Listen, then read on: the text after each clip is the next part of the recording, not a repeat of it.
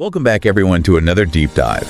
And today we're going to get into the world of sales. Oh, yeah. Something I'm sure we can all relate to, at least a little bit. For sure. But we're going to be going into this Medium article called The Positive Plus Salespersons. Okay. By Frederick Osei-Manu. Yeah. And, looking it over, it's got some really interesting ideas in here. I'm interested to hear it. But one of the things that really caught my eye right off the bat. Yeah. This idea that people, they hate being sold to, but they love to buy. That's interesting. How can those two things be true at the same time? Yeah. How does that work? So I'm really interested to dive in here with you and, unpack some of these ideas. Yeah, sounds good. So right away, the author starts out with a pretty bold statement. Oh, yeah. He's saying that selling and buying are basically the language of any market. And, he would know, right? Frederick Osei-Manu is an author and a speaker himself. Right. Yeah, he's putting himself out there in the marketplace of ideas, so to speak. Exactly, yeah. So I think that gives him some good perspective for sure. Yeah, and so, he's positioning sales, I think, as this, core part of human interaction. Okay. And not just, some kind of, business tactic. And so this really kind of sets the tone for the rest of the article. Yeah, I see where you're going with that. It suggests that sales can actually be this positive thing, right? Not necessarily manipulative, which is something I think a lot of people think about when they think about salespeople. Yeah, I think that's a common perception for sure. Yeah, so the author, he even challenges us to think about all the ways that we're already kind of participating in sales. Okay. Have you made a sale today?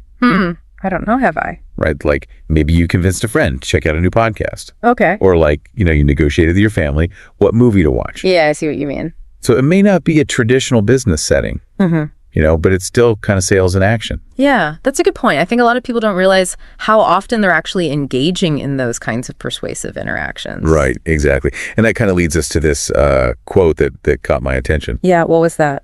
It's from Jeffrey Gitomer's Little Red Book of Selling. Oh, yeah, I've heard of that one. And the quote is, "People don't like to be sold, but they love to buy." Yeah, that's a good one. And so, this apparent paradox, right? Yeah.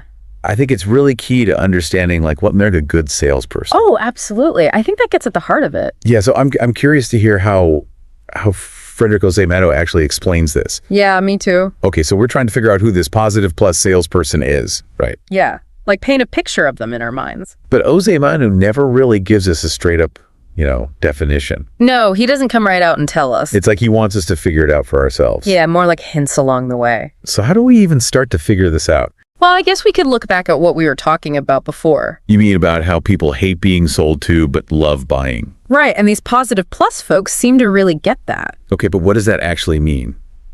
In real life? Well, remember how we were talking about salespeople being detectives? Yeah, figuring out what the customer needs. Right, so maybe these positive plus folks, they're really good at asking questions. Instead of just, launching into a sales pitch. Yeah, they take the time to really listen and understand the customer. So they're building that rapport, that trust.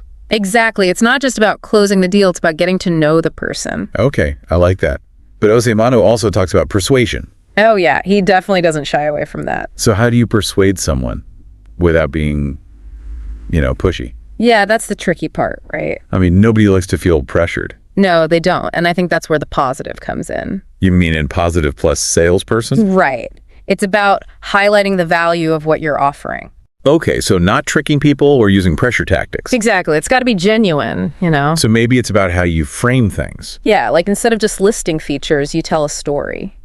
Show how the product can actually make the customer's life better. Exactly. You're painting a picture. So it is persuasion, but it's persuasion that's rooted in authenticity. Yeah, you actually want to help the customer. Okay, so we're seeing a lot of traits here, right? Yeah, starting to get a better picture. Empathy, active listening, good communication.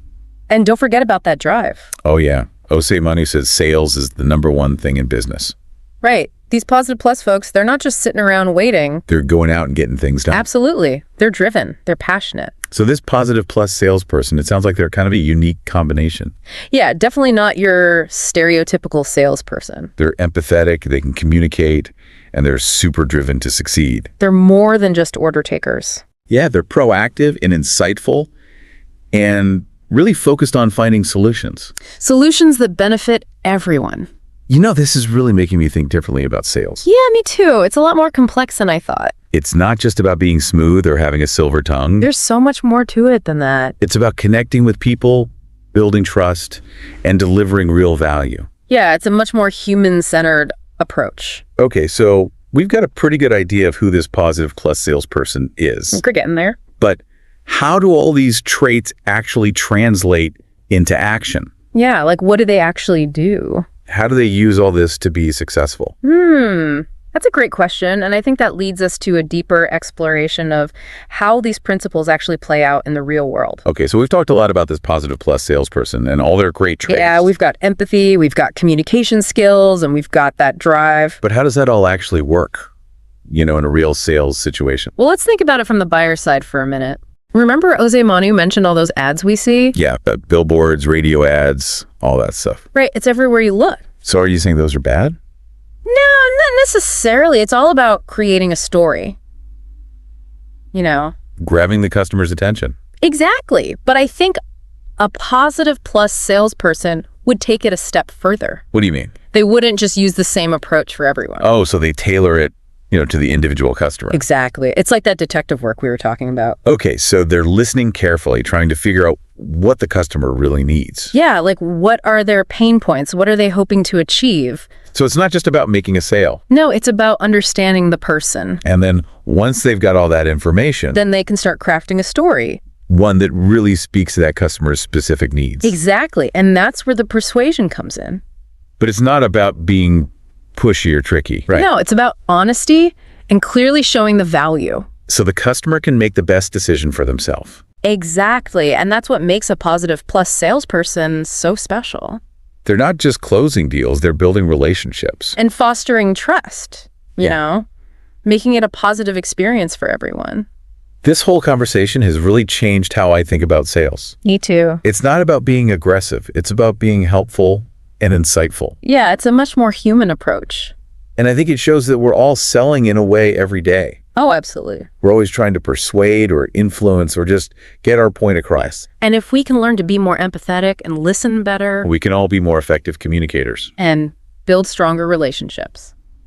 Well, this has been a fascinating deep dive. It really has. And if you want to learn more about this positive plus approach to selling, be sure to check out the show notes for a link to the full article. It's a really great read, and it's given me a lot to think about. And as always, we encourage you to reflect on your own experiences with sales. What resonated with you? What strategies have you found effective? Keep those conversations going and keep exploring this amazing world of sales. Until next time, happy selling, everyone.